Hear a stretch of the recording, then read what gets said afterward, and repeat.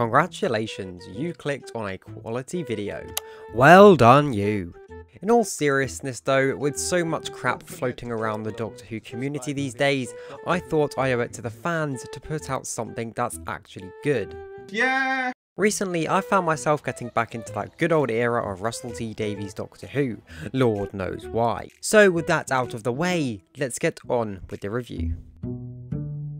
There's a strange man in my bedroom where anything could happen. Fantastic! The episode Rose starts with the early 2000s pop star Billie Piper going about her daily life. The repeated mundanity of the 21st century accompanied by her lackluster job and boyfriend.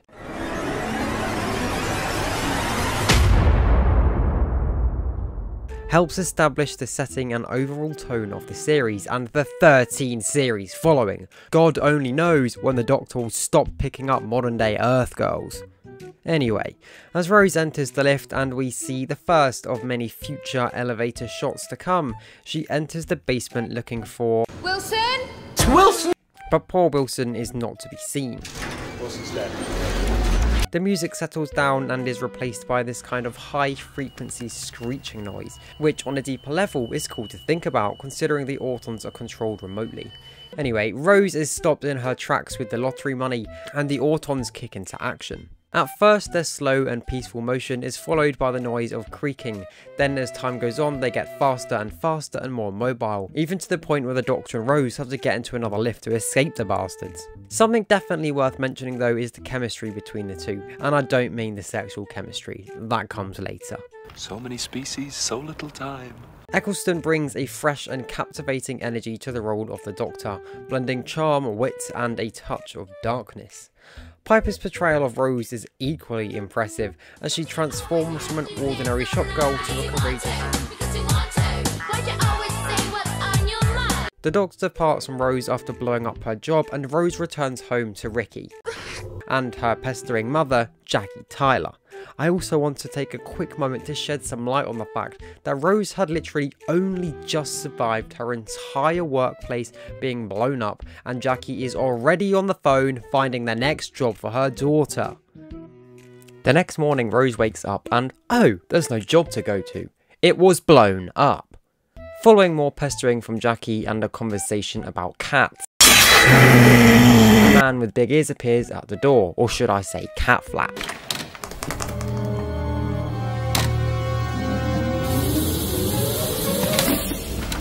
Hold the phone, weren't you in Doctor Who? They don't call me All Ears Alan for nothing. After Jackie tries to get it on with the doc, Rose insists on doing the job herself, and the two get freaky in the living room. Also, I'm not doubting that hairdryers aren't loud. I mean, I've had to record this segment 4 times now because of my sisters. But can Jackie really not hear all of the stuff? And how on earth does Rose explain the smash table? No wonder Jackie is scared for Rose's life when she goes missing for 12 months. I mean, as far as she's concerned, some guy in a leather jacket appeared, a living room was smashed in some sort of struggle, and then her daughter disappears off the face of the earth. That said though, the little scene where the Doctor talks to himself in the mirror, reads a book in one go and checks out the latest TV mag while making it rain cards was rather funny. Whenever coming back to this episode, I can't help but laugh. I think this scene and the one following really helps establish who this Doctor is. He has time for the comedic jokes for sure, but he understands the weight on his shoulders and still carries the troubles of the Time War. The little speech he gives Rose about that too is just fantastic. Fantastic. Yeah, alright, I don't even think about the word fantastic. Fantastic. I was going to say I didn't even think about it in that way.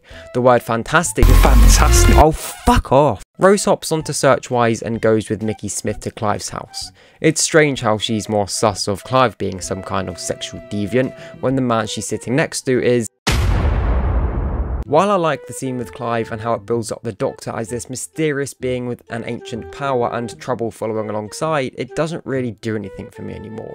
This kind of menacing, spooky vibe isn't touched on again in this series, and Rose just dismisses it all straight away too, so if she doesn't care, then why should we? The Doctor is a legend woven throughout history. When disaster comes, he's there. He brings the storm in his wake. And he has one constant companion. Who's that? Death. Rose and Mickey, head off for pizza, and the two sit down for champagne. A hilarious chase ensues with Mickey's hand shifting into some kind of chopping board.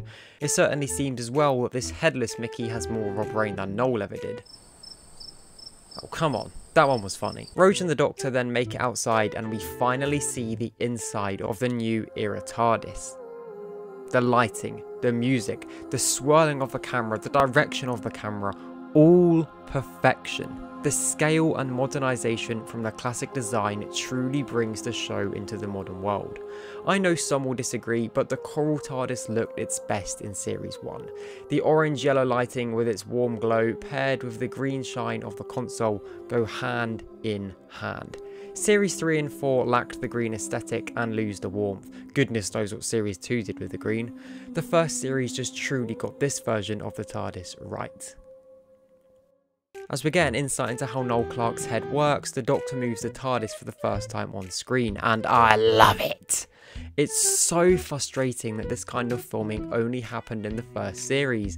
The shift of the side to side of the TARDIS and the whirling high up angle shots, even the random cuts to different viewpoints, it's fantastic! Fantastic! Oh, not this again, it's brilliant! Oh, brilliant!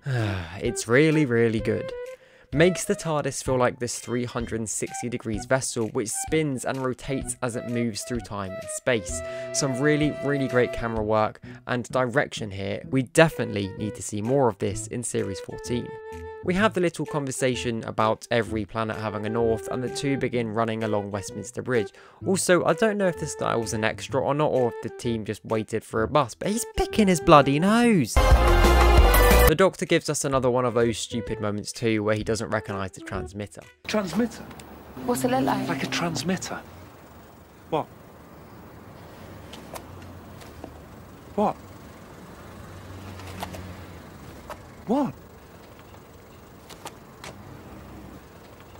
What? Oh. What? Anyway, the two enter below the Thames. Luckily, they didn't find Torchwood digging around, and oh joy, we're reunited with Mickey. Things turn south and the Doctor and Rose find themselves in a world of trouble. The transmission is activated and everyone's favourite side character, Clive, is murdered.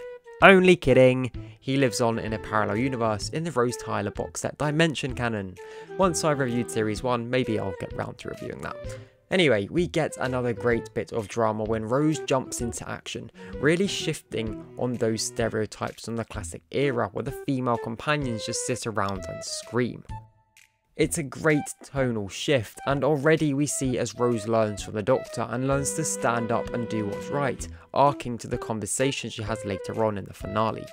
Jackie is almost killed by some brides, and a funny thing happens where shots are shown in the wrong order with that auto-on handgun. Also in this scene, a burning sofa was sent flying out of an apartment building which nearly killed an extra on set. This led to an argument between Eccleston and the director about safety and care, something which probably included into the reasoning as to why he stepped down from the role due to the behind the scenes issues. As Rose's flexibility comes into play, she saves the day and earns her place by the Doctor's side, leaving Mickey behind to be questioned by the police, and leaving poor old Jackie alone in the flat. A great episode for sure, mixed with drama, good direction and cool ideas, but for me, compared to the rest of the series, this one just falls a little flat. But that said, and of course as it is the pilot of the show, it's definitely worth the watch.